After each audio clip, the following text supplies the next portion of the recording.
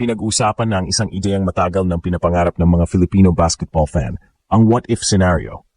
Paano kung ang Gilas Pilipinas ay binuo lang ng mga Pinoy na naglalaro sa ibang bansa? Sa nakaraang mga taon, naging malaking problema sa national team ang availability ng players. Dahil sa halos taon ng schedule ng PBA, madalas na kulang sa oras ang Gilas para mag-ensayo ng sama-sama. Pero habang nahihirapan ang Pilipinas, umangkop naman ang ibang liga sa Asia, lalo na ang Japan B-League at Korea's KBL, para bigyan ng sapat na oras ang kanilang mga manlalaro na magsilbi sa national team. Dito nagsimula ang tanong, paano kung yun ang naging solusyon sa problema natin?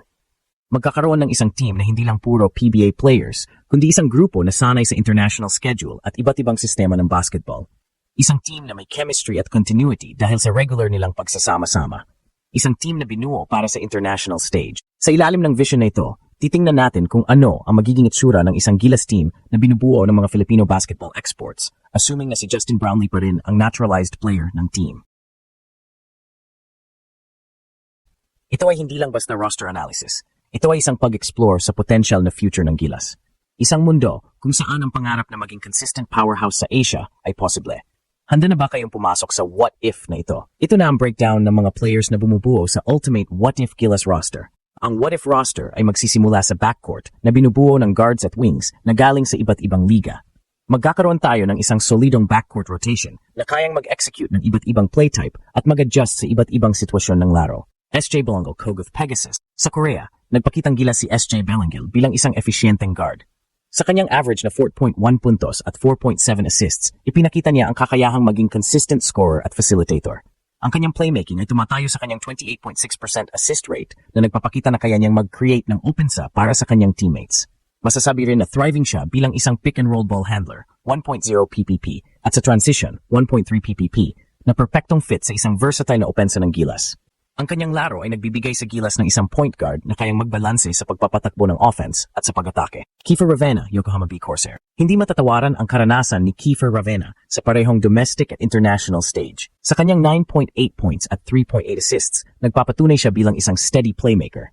Ang kanyang laro ay mas lalong lumalawak, lalo na sa kanyang shooting na umaabot sa 45.5% sa 3 sa huling 5 laro ng nakaraang season. Ang biglang pagtaas ng kanyang 3-point shooting efficiency ay ginagawa siyang mas versatile. Isang scorer, isang facilitator, at isang reliable perimeter threat. Ang leadership at composure ni Ravena ay mahalaga sa mga high-pressure games na nagbibigay sa Gilas ng isang veteranong guard na pwedeng pagkatiwalaan sa mga crucial moments. Dwight Ramos, Lavanga Hawk. Si Dwight Ramos ay kilala bilang isa sa mga pinakakumpletong guards na mayroon ng Gilas.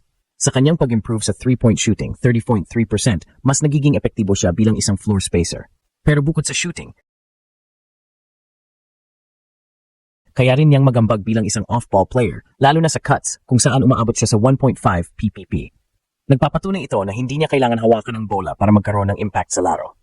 Sa katunayan, siya ang pangalawa sa best scorer ng Gilas sa huling FIBA Asia Cup na nagpapatunay na ang kanyang laro ay perpektong fit sa international play. Ang wings sa what if roster ay nagdadala ng size, versatility at shot-making na mahalaga para sa modernong basketball. Ang mga players na ito ay kayang mag-score, mag-rebound, at mag-assist na nagbibigay sa Gilas ng iba't ibang offensive options. Ray Parks, Osaka vet. Si Ray Parks ay patuloy na nagiging steady contributor sa kanyang team. Sa kanyang 13.6 points, 4.2 rebounds, at 2.8 assists, nagpapakita siya ng versatility na perpekto para sa Gilas. Siya ay isang proven scorer na nagbigay ng 13.3 points per game sa 2022 FIBA Asia Cup. Ang kanyang kakayahang mag-create ng offense ay nagbibigay ng versatile options sa wing. Matthew Wright, Kawasaki Brave Thunder. Bagaman hindi na siya regular na nakikita sa PBA, nananatiling isa sa mga most respected shooter si Matthew Wright sa B-League. Ang kanyang 42.9% sa transition 3s at 35.4% sa spot-up shooting ay nagpapakita ng kakayahan niyang parusahan ang depensa. Mahalaga si Wright sa Gilas, lalo na sa FIBA Asia Cup kung saan nahirapan ang team sa 3-point shoot. Sa 30 Ravena B. Dubai, si 30 Ravena ay nagdadala ng high energy at aggressive na laro. Sa kanyang 12.5 points, 5-point rebounds at 2.8 assists, ipinakita niya ang kakayahang atakehin ng basket at mag-manufacture ng puntos sa iba't ibang paraan. Sa kanyang 64% conversion sa drives, siya ay isang consistent threat na kayang umiscore sa loob. Ang kanyang hustle ay makikita sa kanyang offensive rebounding kung saan nakakakuha siya ng 1.4 PPP. Ang athleticism at scoring versatility ni 30 ay nagtataas ng overall energy at offensive punch ng Gilas. Ang huling bahagi ng what-if roster ay ang frontcourt na binubuo ng mga tweeners at malalaking players na magbibigay sa Gilas ng height, lakas at lalim sa loob. Ito ang mga players na magbibigay ng balance sa team at magpapabigat sa kanilang presensya sa ilalim. Carl Tamayo, LG Saker. Sa KBL, mabilis na nakakuha ng role si Carl Tamayo.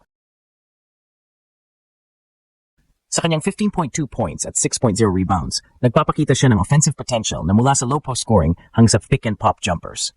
Ang kanyang 50.6% post-up efficiency at 1.13 PPP sa catch-and-shoot jumpers ay nagpapakita na siya ay isang versatile weapon na kayang mag-score sa loob at labas. Ang kanyang kakayahang mag-ambag sa championship team ay nagpapatunay na kaya niyang mag-contribute agad-agad. Kevin Quiambao, Goyang Sono Skygunner. Si Kevin Quiambao ay mabilis na nagde-develop bilang isang all-around forward.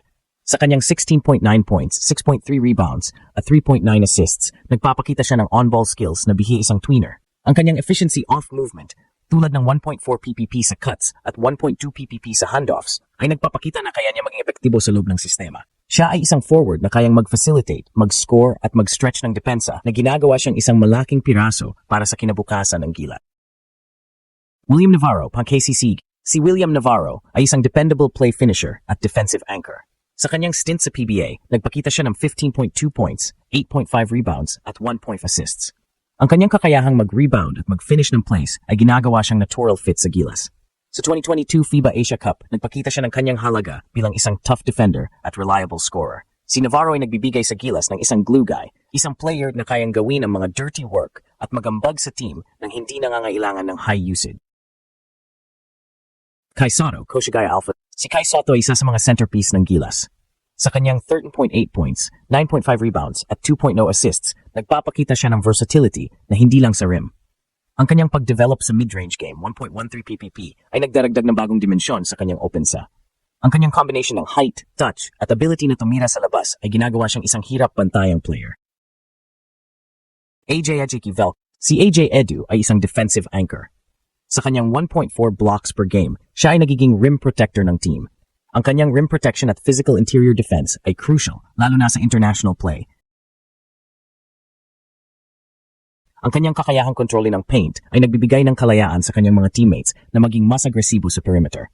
Si Edu ay isang indispensable player dahil sa kanyang straightforward role, defense at rebounding. Quentin Melora Brown, Macau Black Bear. Si Quentin Melora Brown ay isang reliable rotation big na kayang magbigay ng energy at physicality. Sa kanyang 9.3 points at 9.9 rebounds sa UAAP, nagpakita siya ng husay sa rebounding at finishing. Ngayong eligible na siya bilang local, siya ay isang dependable option na kayang magbigay ng lalim sa front court. Ang kanyang hustle at presence ay perpektong fit sa isang team na naghahanap ng lakas at physicality sa ilalim. NBA Block, ngayong nakita na natin ang what-if roster ng Gilas, nakakatuwang isipin kung ano ang magiging future ng iba pang Pinoy players sa NBA. Patuloy pa ring pinag-usapan ang posibilidad na magkaroon ng isang Pinoy na makapasok sa liga. At ang mga tulad ni na Kevin Quiambao at Kai Soto ay patuloy nagde-develop sa labas.